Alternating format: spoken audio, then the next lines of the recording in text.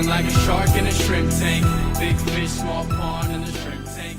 Hey everybody, welcome to the Shrimp Tank, where every week right here, we're in our virtual studios today. I'm your co-host Ted Jenkins with my co-host Lee Heisman. Of course, going to bring in our guest, entrepreneur, author, speaker, serial business owner, Michelle Taylor Willis. She's going to tell us all today about media and so much more. I mean, listen, put your popcorn like next to your computer right now and get ready to pay attention. Every week in the Shrimp Tank, we bring you some of the brightest and best CEOs and business owners, powerful people here in Atlanta who are really changing the face of what we do in this city and here in the state of Georgia.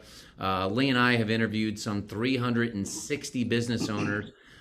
Duffy Realty, we got the Williamson brothers and the barbecue sauce. I mean, we have so many amazing people, Ryan Wilson from the Gathering Spot, and so many other people who are just changing the landscape of Atlanta and really making a difference. And guess what? Without business owners out there, where would people find jobs? 70% of the jobs today are found by people just like us, the people on this broadcast today that start and run businesses and make a difference. So as always, you can hear a replay of all of our broadcasts at shrimptankpodcast.com. You can get us on Apple Podcasts, Google Play, Stitcher, SoundCloud, and of course, iHeartRadio, where we rank very high in the entrepreneur section. Check it all out in there. iHeart is actually going to be sponsoring an event that Lee and I do for all of our Shrimp Tank guests and entrepreneurs in the area on May 18th. We're going to hear more about that. Yeah, maybe Michelle will join us on a panel there when we do some cool stuff that day. And of course, get us on YouTube. Our YouTube channel continues to grow.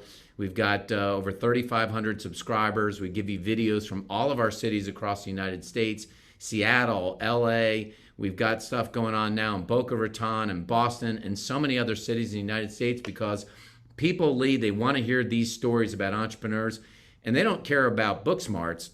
They want to know where to get the street smarts from these business owners who basically, guess what? We've all done it. We failed. We figured it out, and that's how we keep on growing. Lee, I wanted to start off before we bring Michelle in and tell you a recent survey and a story, and I want to get your take on this. So a recent survey was done, Lee, and it shows that the average American right now either has 26 days that are wasted every year in terms of time, or they waste 26 days of time every single year. That's 624 hours a year that people waste, Lee. The number one thing that came in from respondents from this survey is waiting on hold for customer service representatives. That was the number one thing that they had. Not far behind that, Lee, waiting in line. Biggest time wasters, grocery stores, at the post office, concerts, waiting in line, traffic, and Michelle will appreciate this, coming in at number 4 and spiking this year is scrolling or surfing social media. 1 out of 5 people said they just waste time doing that. The average TikTok user right now, in terms of the content that they look at every single month, surpassed YouTube in June of last year for the first time in history. That's how crazy it is of people thumbing through those videos of people dancing and putting up little things next to their faces and all kinds of stuff. What do you think of that? Well, Ted, first, great to see you, Ted. I'm so happy for our guest. I've known Michelle. I was fortunate to be on a panel with her, so I am highly, highly excited for her to come on the show. And also, Ted, we just surpassed over 500,000 downloads across the country in all of our studios. So I want to say that was a nice little peak for us to cross over. And also a shout out, of course, to our new studio that we're building in Savannah, Georgia. And Hugh over there, of course. So a lot of new studios opening up. But Ted, the wasted time, well, first and foremost, I've been around you enough. And whether you're waiting in line or I am, or we're actually doing some activity, we're always on the phone, we're always multitasking. So I don't know, Ted, personally, if I've seen you or myself waste time, but I would agree with you. I think the TikTok scrolling and some of the other components would add a tremendous number. I learned many years ago, and I don't remember who taught this to me, that there's actually a law called Parkinson's law. And really what it says is the time that you allot to a job is the time it will take to fill it. So if you tell yourself, hey, I got to do laundry here on Sunday, you're going to spend all day on Sunday and do the laundry late at night. And even for our list makers out there, all a list does is it tells you what to do. In the end, the calendar tells you when to do it. I just tell people who are struggling with that, put it in the calendar, put it in blocks of 15 or 30 minutes. You'll get twice as productive. So listen, Ted, not everybody can be you because Ted has a no white space rule. For our listeners out there, I live with this man. There is a no white space rule in his calendar. There's not a moment in your day that is not allocated with time. So I would agree with you. There's a balance in life, of course. I think you have that extreme, and I think that what makes you so productive. But again, I would say a mini business plan, Ted. You're exactly right. If you don't plan it out, a small mini business plan for laundry, for getting tasks and chores done, I would agree with you 100%. You do want to allocate and reverse engineer how long something's going to take. Well, we're excited to bring in our guest today. Michelle, thanks so much for joining us today. And just so people get a gauge, so we start in here, you've got an amazing media company here in Atlanta. Tell us a little bit about what you all do, how you help other business owners or people that are trying to increase the sales or get more customers in their business. Yeah. So first of all, thank you for having me, both Lee. I think we fell in love when we first met. So we did. In front of, I put my hand on your leg respectfully, or your hand in front of a couple hundred people on a panel, and said, "This woman is a dynamo. I have to be around her." Oh God!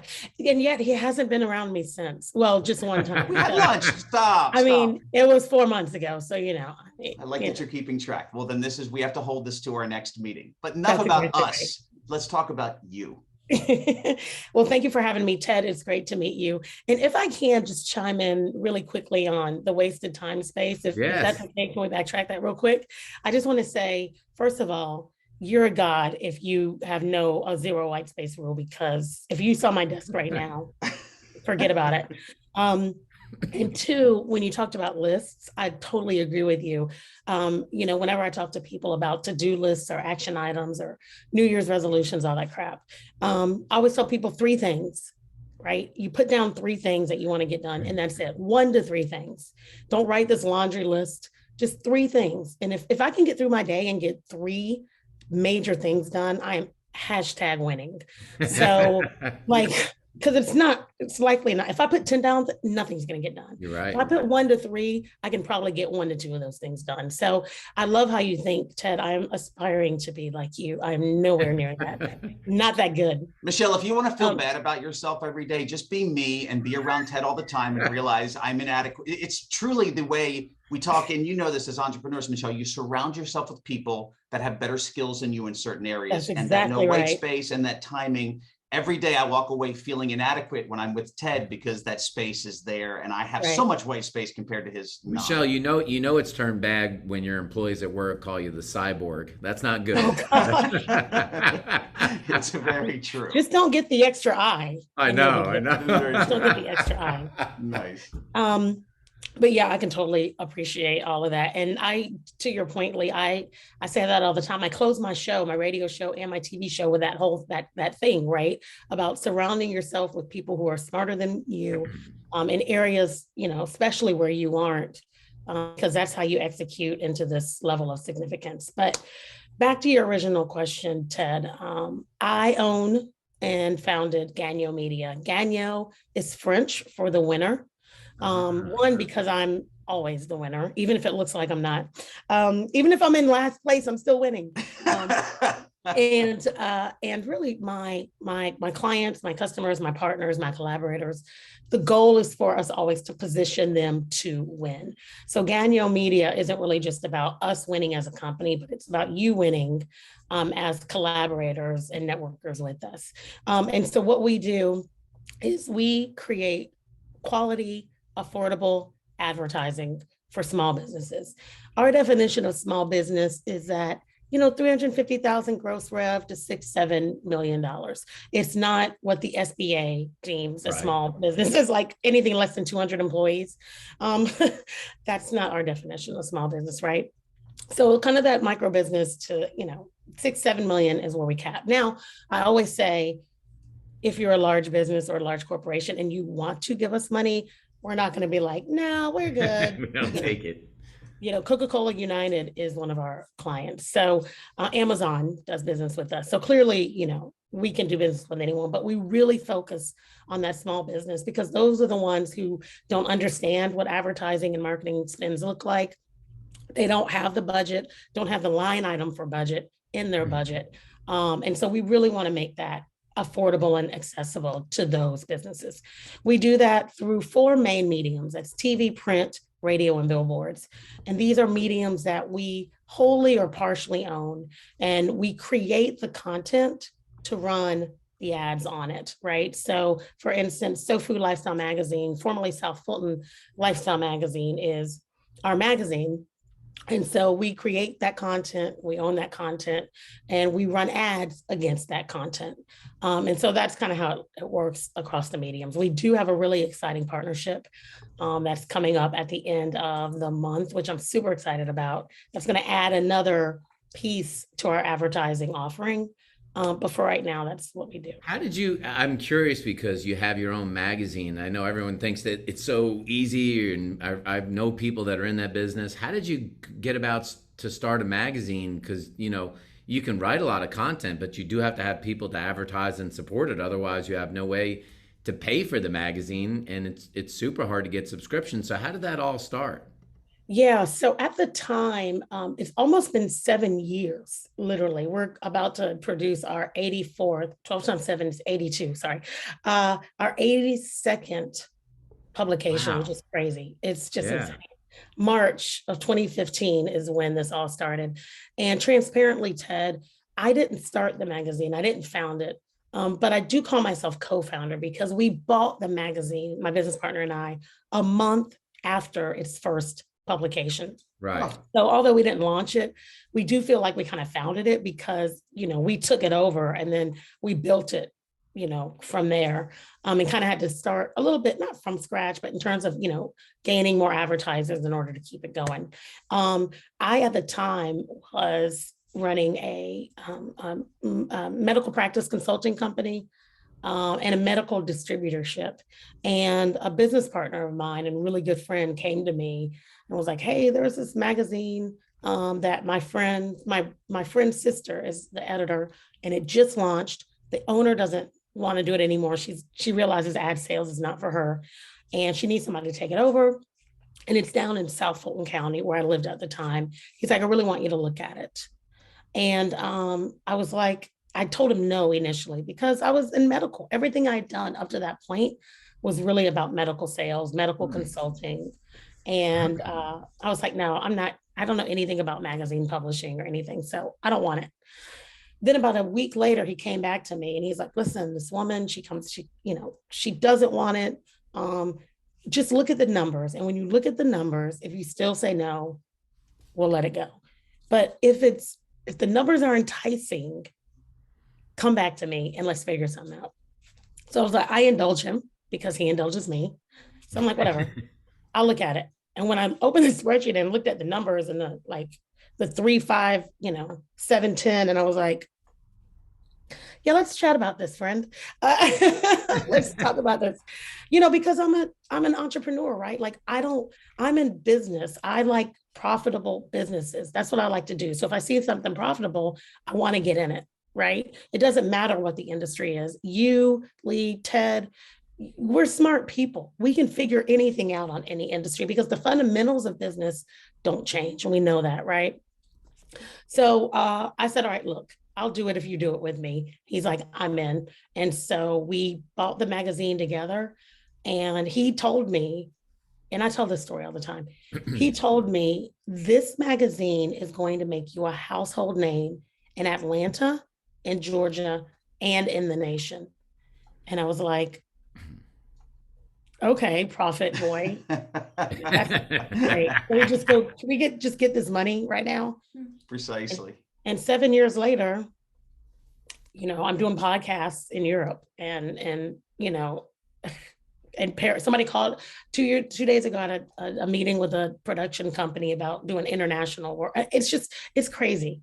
Well, that's something, obviously, it is your brainchild. Well, it's someone else's brainchild, but then you took it over after a month, which is amazing. And as you said, I would consider you the co-founder as well. But a lot of things have been your brainchild. If you look, Ted, and I don't know if you looked at Michelle's resume, but I could take the next 20 minutes reading all of her accolades. I love the title, Top 25 Most Powerful Women in Atlanta, which I do love that. But I'm very interested. Ted has children. I have children, both married men, of course. And I love the one that the project that you have here, the Moms All In. That's your brainchild. And That is. I have 3 daughters, Michelle. So girl power, yeah, I'm all about it. Can you describe this? Because this is your brainchild. It is. I do have a couple brainchilds, and this is one of them. So Moms All In, that concept, and shout out to Sean, I think Sean, it was Sean, a buddy of mine that actually helped me come up with the idea.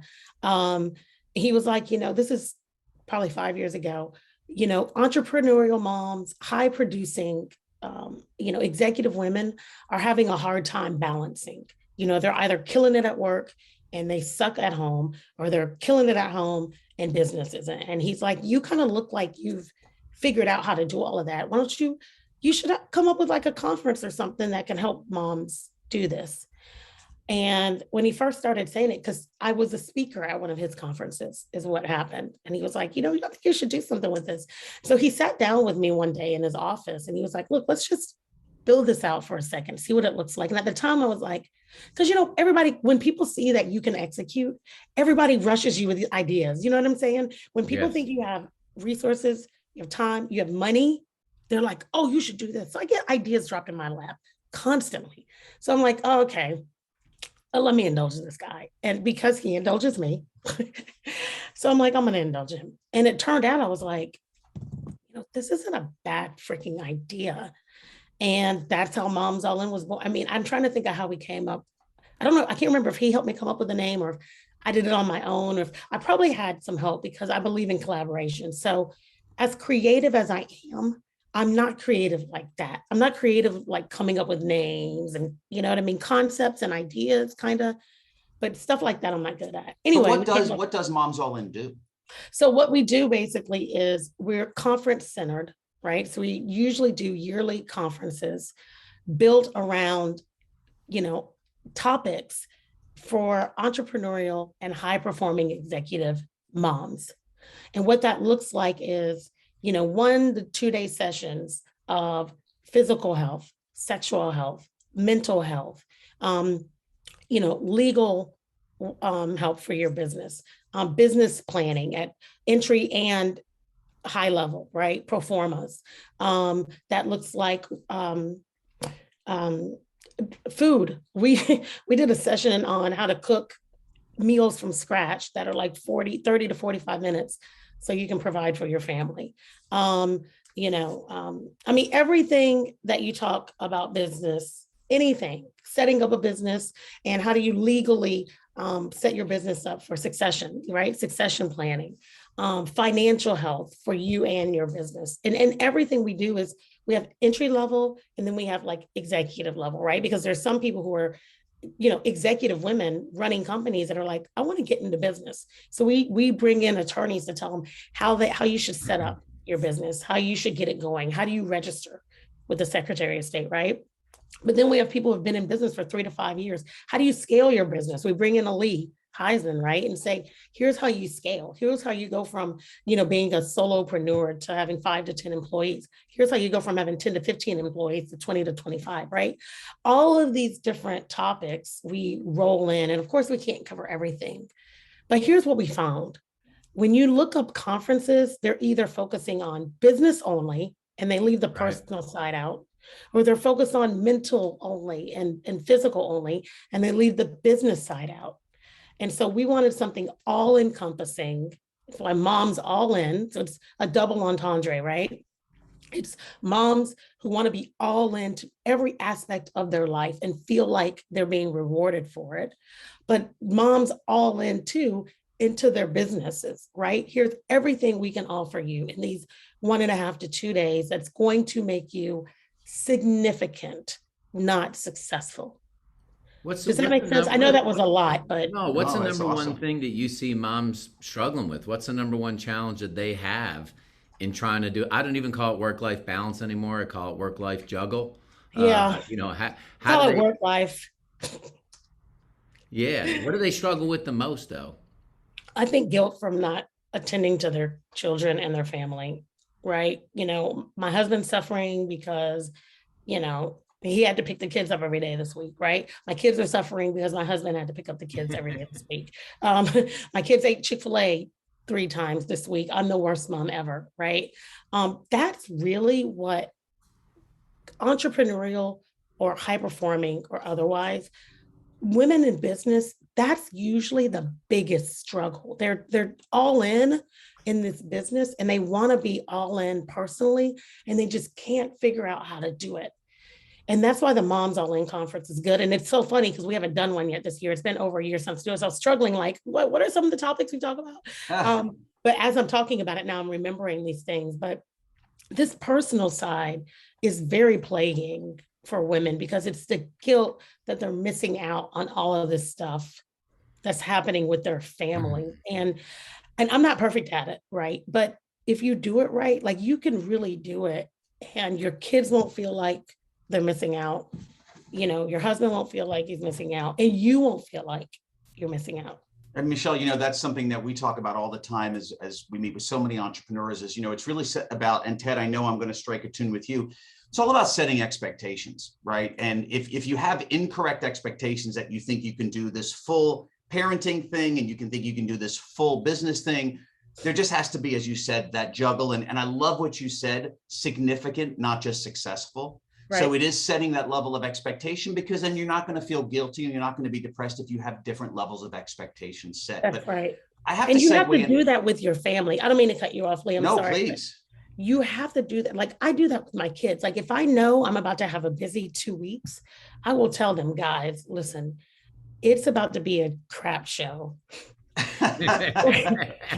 Like the next 2 weeks, like I've got, photo shoots, I'm going to be on set for 2 days, nights a week and blah, blah, blah. And so I'll say, listen, I'm going to make a big pot of chili on Sunday and that should get you guys through like Thursday. And then, I might have them help me make it. Like somebody's going to chop the onions. Somebody's got the celery. And I mean, is it overcompensating? I don't know. I don't think that. I think it's just being intentional about knowing what's coming and setting them up for it.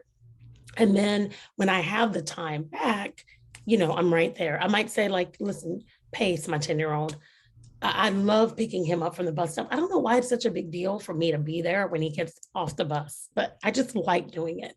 And I'll tell him like, man, buddy, look, I don't know if I'm going to be able to pick you up every day, from the bus stop, dad's going to have to do it, which my husband's great. He loves doing it. But, it's just setting that expectation for everybody. So then nobody feels really left out. They're like, yeah, mom's not here, but she kind of told us and she's setting us up for it. So exactly. And that expectation is really important for clients. And that's what I want to segue for you as well. But I will also say you're such a caring person. I'm gonna defend you and say it's not overcompensating. It's just compensating for the time that you will be away. So you're doing exactly the right thing. You are compensating knowing this time I'm going to be away. So I'm going to put some extra time in here. Not over, you're doing it just right, Michelle. But let me also segue, I'm sitting in front of media moguls, you as well as Ted. You guys understand media. You've been doing it for years, both of you. For the ignorant business owner like myself, who, and again, I know business well, Michelle, but ignorant in terms of media. And Michelle, if you're listening to this podcast on iHeart or on Apple, Michelle was making a face there,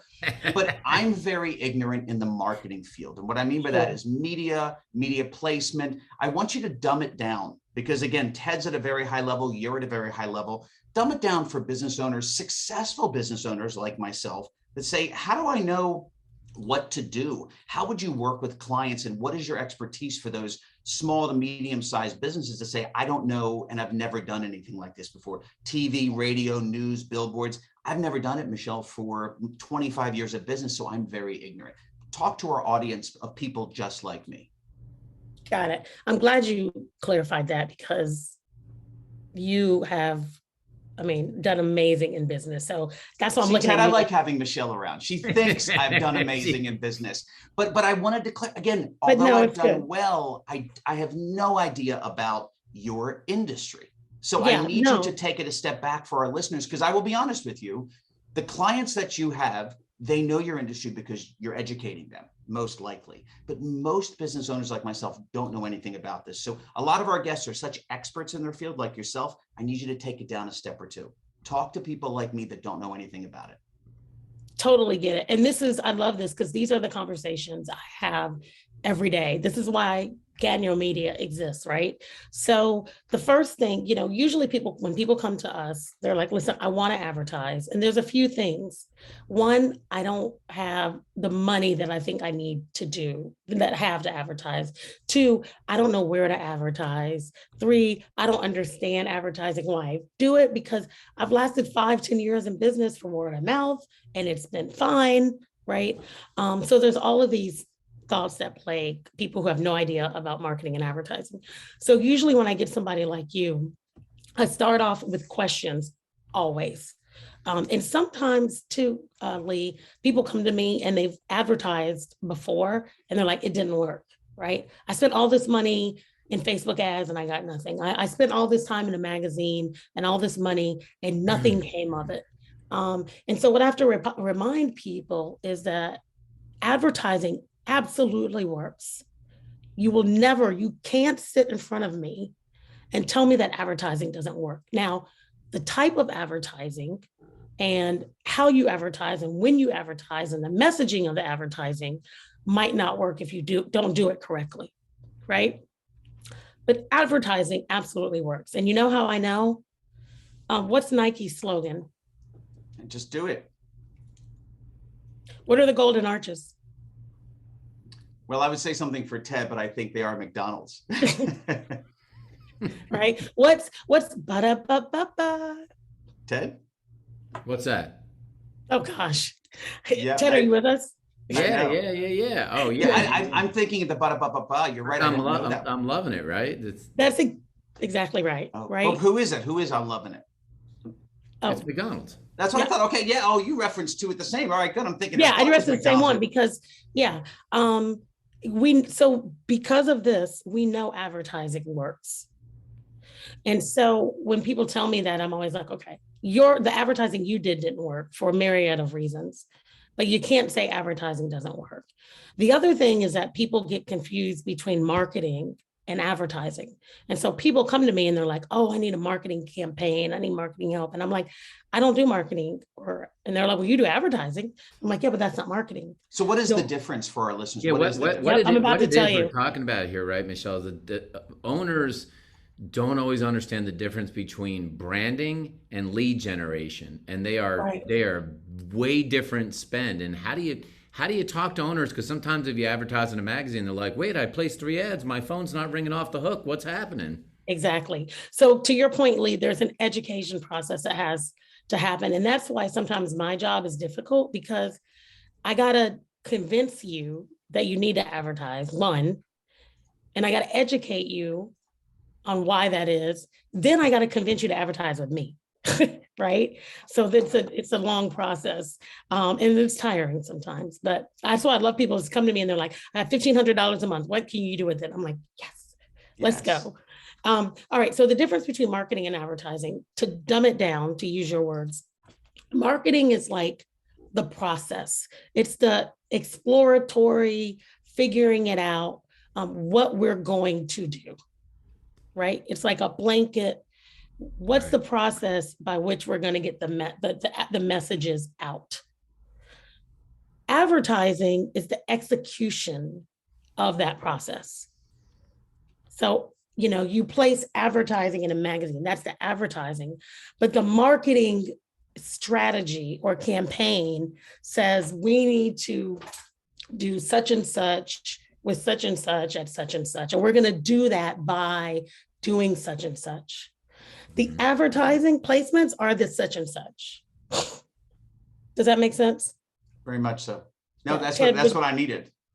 Yeah, Ted, does that? No, I agree, because I think when you're talking about the business owners you're talking about, people that do gross revenues of $350,000, maybe even to only $1 million. Most of them, when they mention that word advertising or they mention that word marketing, they're just thinking about lead generation. They're thinking, I need something that's going to bring me a lot of customers. Right. And there's definitely a push and pull, isn't there, to the long-term game that you've got to eventually invest in branding because you want customers to come to you. And if all you're doing are ROI campaigns to just try to make some money, it's really, you're going to burn yourself out, don't you think? Yeah, and you're absolutely right, Ted. I couldn't agree more. And to your point, this back end too of the education is my question, right? I'll ask them, okay, what are your goals? What are you trying to accomplish? And it's not really like this 3, 5, 10-year goal, but it's like, what do you want to happen as a result of the advertising, right? Do you just want people to know who you are through a strong branding campaign, Ted, right? Do you want the phone to ring? Is this more a lead gen thing?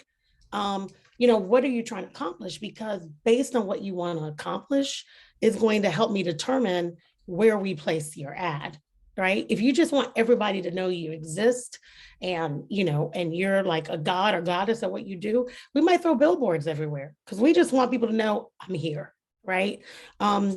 So that's one thing. The other question I always ask is, who's your target market? And you, Ted, will probably appreciate this.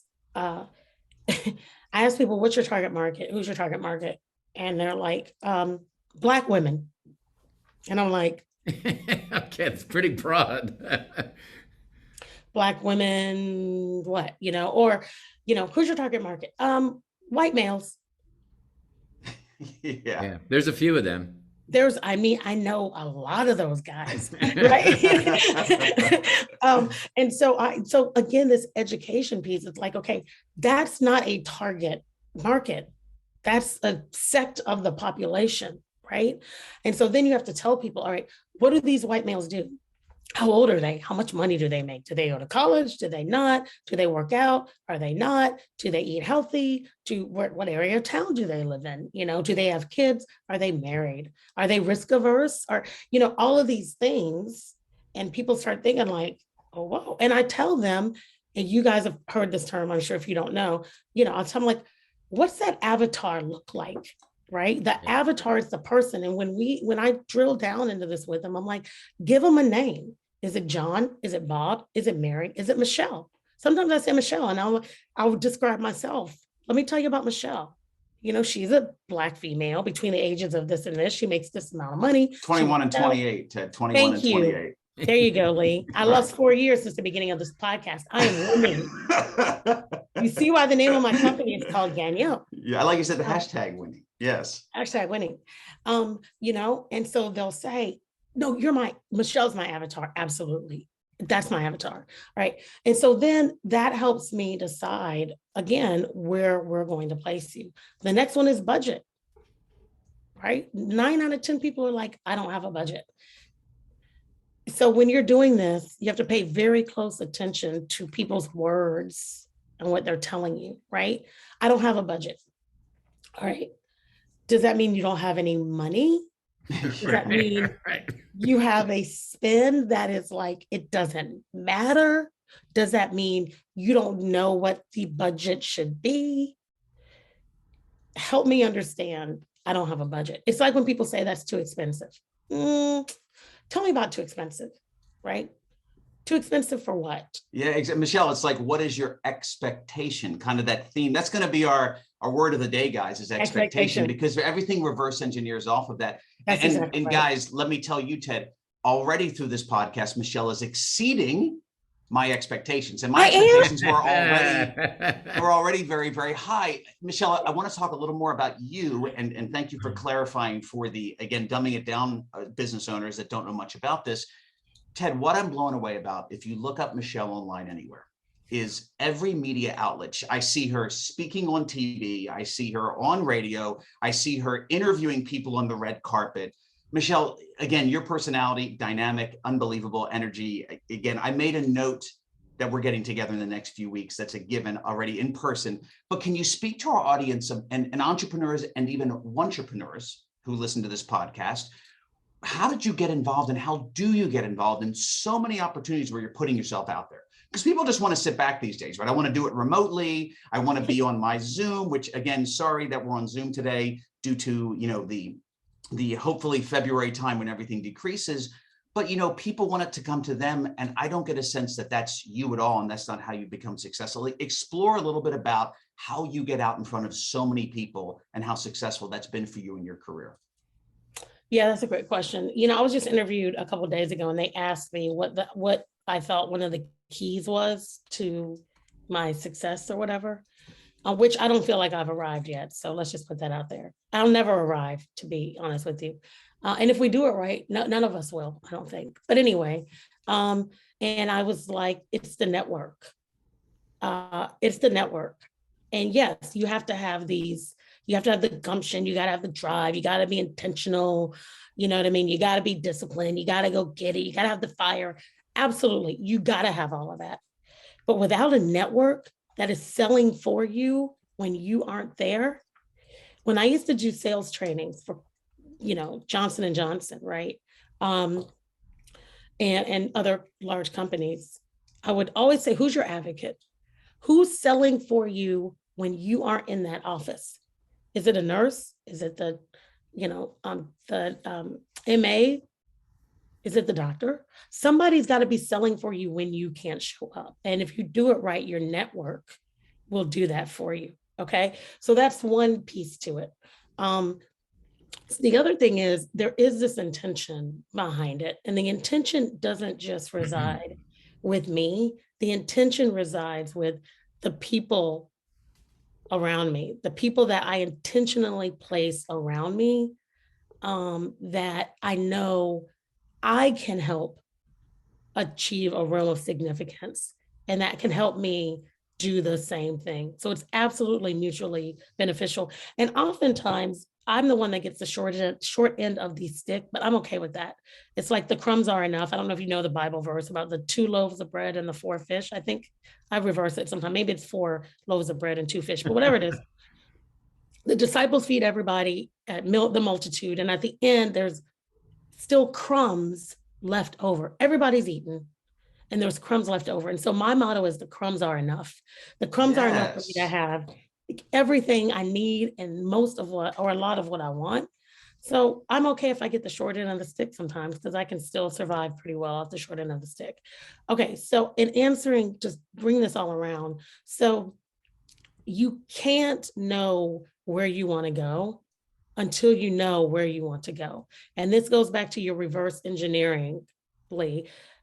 I know where I want to end up. Like, I know what my legacy play is when I'm gone from the earth, and I know what it is while I am here. So I reverse engineer my life back to January 21st at 11 a.m., right? And I just back everything up to that. And I know what I want people to get from wherever they see me. So whether you see me on Instagram speaking, or you see me on TV, interviewing people, or if you see me on LinkedIn putting out a message, the message, what I'm putting out, the branding should always roll back up into my umbrella, which is empowering people to empower people. And so I intentionally do things to roll back up into that umbrella. It's an intentional focus. I can't do it.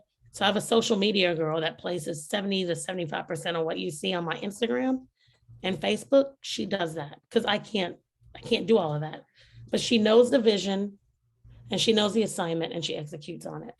When you see most of the business owners that you talk to, a lot of them really get excited about those shiny objects. Maybe I'll have a blog, I'll have a podcast, I'll write a book, maybe I can get on TV.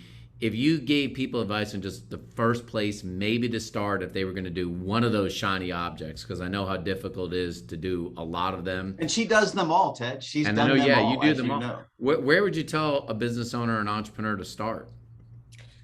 I would have to ask them some questions first, because I wouldn't know. I wouldn't have to know where what the goal is, what's the assignment, where do you want to end up? And from there, I could tell them, and I tell them exactly, I back up and tell them exactly where they should be, right? So if somebody says, I want to make sure that when people see me, they get this. That's what I did for myself, right? When people see me, I want them to get this message. It's so nice. Based on what that is. Well, I was saying, Michelle, you customize everything. You don't have a broad paintbrush stroke where you're giving the same advice or direction to everybody. you're going to listen to really them don't. and customize it according to their needs. Is that correct? That's exactly right. Yeah. And I would love to say I could, throw a broad brush up there and see what sticks, but I really don't know, Ted. I'm not trying to not answer your question, but it I really get it. just depends. It really just depends on what they're doing. I mean, I can tell you kind of as a rule of thumb, and you know this, Lee, because you've seen me everywhere. Like I said, the network places me a lot of times on its own, right? Like you've placed me. So Ronell is a great example of that, right? Ronell knows what I do and what I want to do, and he places me appropriately. So when people say, Michelle, I see you everywhere, some of that is me being very intentional, and some of that is me just making sure my network knows what my expectations are for me and then placing me there. But as a general rule of thumb, I will tell businesses and entrepreneurs, especially, if you're not on LinkedIn, you're missing money every single day. I don't care about your blog. I don't care about what you're putting on Facebook. I don't care about what newsletters you're sending out. If you're not on LinkedIn, establishing yourself as a thought leader and an expert in your field, you're missing money, because that's where business gets done. And this isn't a guess or a thought or ideological. It's true. I've seen it manifest in myself. I see it with my clients. I see it from afar with others. And Instagram is a great play. I mean, Instagram used to just be kind of fun and, like looking at pictures and all that stuff. But I make money off Instagram. I mean, if somebody DM'd me, my team a couple of days ago, like, how much do you charge for this? Like, you know what I mean? So those, I always say, like, if you're not on socials and if you're not present, and if you're not creating content and putting it out there, you're missing the boat. And also, to be clear for listeners out there, if you're not on social and you don't know what you're doing, this is why Michelle's on the show, because at the end of the program today, we're going to provide your information for people to reach out. Because again, Michelle, you think of it for someone like me, I'm not on social and I would hire an organization like yourself. So Ted, we got to roll in, time flies with Michelle, as you can tell. I know, because Michelle talks a lot. I'm sorry. No, absolutely not. No, the reality stuff, is you're a great stuff. You're an easy guest because we don't have to ask too many questions and you provide such great content. Sometimes, Michelle, as you know, on podcasting and interviewing, you have to extract information like a surgeon. You're easy. This is the easiest job for us today. But I do want to run into my favorite section of our show, which is our plead the fifth. So you get to plead the fifth one time on this show as we're dialoguing now. We're going to ask you some challenging questions, and an easy one. You mentioned the fact that you are present and always out there in the media, right? You're interviewing people, you're speaking at engagements. And, a lot of these listeners think how glorious that is, right? It sounds amazing, but I want to know, what was the last engagement that you went to, whether you were interviewing people or speaking, that you sat there and said, what the heck am I doing here? This is not what I thought it was. And you feel like you're wearing like the mascot outfit in the middle of a field somewhere, just hung out there. This is not as glorious as I thought it was, because everybody thinks it's glorious. Yeah. Give me your last experience where you said, this is a soup sandwich. I'm going to use the words, what the hell am I doing here right now? Okay, that's a great question. I think it's been... You don't have to name the event if it was a bad event, but I want our listeners to know that it's not all glorious. It's not all glorious. And that has absolutely happened to me. And I believe that it's been a very long time. And by very long time, I mean like maybe a year, 18 months. What happened to me. And let me tell you why it's been that long. Because it was happening, to your point, too often. And what was happening? Explain for our listeners what was happening. I'll explain what happens. Okay, so you get invited to an event and you think, okay. Because I see all your pictures on social media and it looks extraordinary. But I want our listeners to know, tell me how bad some of it is. Keep in mind, a lot of those times I'm being paid to be there. So let's just be transparent with that, right? But you get invited to an event and somebody's like, oh, I can remember the last time. Boom. And it was like about a year and a half ago or so. It's been a minute. And I remember it clear as day. It was a networking event, lots of people there. And they invited me to come. And I'm pretty sure they invited me to come because they wanted me to be there for them. Sure. Right. And so I remember going around and I was walking around and being at and looking at all these booths and, and I was just like, so for the listeners that don't see the video, there was a WTF lip sync going on there from Michelle. And was it, did you feel like it was just that I don't fit in this environment? What the heck am I doing here? I felt like I don't know if I can really provide any value here. Like, that's all my first thing. Like, can I really provide value here? Like, and I'm sure I could. And then the second part was like, do I really want to? Like, it's going to be a lot of energy. You know what I mean? And then the next thing I'm thinking is, am I going to get anything out of this? But you were already there. You were trapped. Oh, I was there. Yeah, I was there. And I just so give a percentage for our listeners of the events that you do, and you've probably gotten better early in your career. What was the percentage that you felt just like that? I've made a mistake. And what is the percentage now? Oh yeah. Like let's go back 4 to 5 years. I would say probably 50, probably at least half of the stuff I was at. I was like, I'm not gonna make any money here. Yeah. And I'm literally like, I don't even know what I'm doing here. Just wasting your time. And some of it was my fault, right? I could have done a better job of extracting the benefit out of the opportunity. So some of that's on me, right? Some of it was just like, no one's gonna spend any money here. This is a total waste, right? Sure. A good 50, let's say at least half. It could be more, but half of the stuff I was at, I did not need to be at. If I'm looking at it solely from what's Michelle going to get out of this? Sure. Does that make sense? Yeah. These days, what's the percentage? These days, pretty much, and this is why it's been so long, because I've gotten very good and my team has gotten very good at discerning where I need to be and where I don't. And also, if I'm incorrect, Michelle, you're doing events and things where you might not get a direct result out of it, but there's a lot of indirect and that's exactly right. Relationship building that comes down the pike later. You've just gotten better at what you do. That's exactly right. And too, like you said this before, Lee, I really do enjoy providing that value. So even if I'm not going to get, and that's why I said when I was at that one event, I was like, what value am I providing here? Like, what can I really offer these people? You know what I mean? But that's why I'm intent on that. And so that's why I love doing certain things, even if I'm not going to forget direct benefit, any benefit at all. If my people are going to benefit and get value from me being there, my people, my circle, I want to be there. And that's worth it for me. But now, 90%, I would say, of the places I show up, I'm providing value and I'm getting direct benefit from being there. Exactly. And my network has realized that. I mean, actually, I had a friend of mine who's very well known nationally, and he said that he told me about 6 months ago. He said, Michelle, I can tell the difference in how you're spending your time. You are where you are is very intentional. And he's like, you're still having fun, because my job is fun. Like, what I do is dope. I get to hang around entertainers sometimes and the best of the best and take pictures. And my job is fun.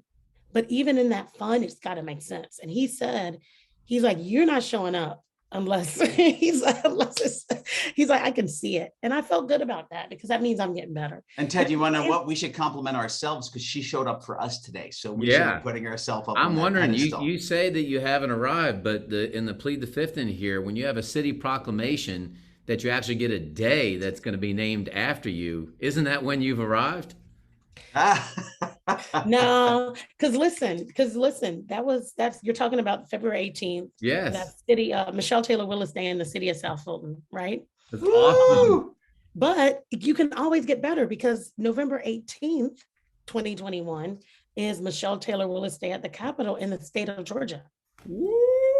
Wow. So I have not arrived, because I don't care who it is, Biden, who's ever coming after him, somebody's got to give me something, all the way up top. I will tell you, Ted, listen, an hour goes by like lightning. I know we got to wrap up, but we got 1 minute left. Michelle, we've got literally less than 30 seconds to wrap it up. How do people get in touch with you? How do they get a piece of your energy? Tell our listeners, please, the best way to get in touch with you and your team.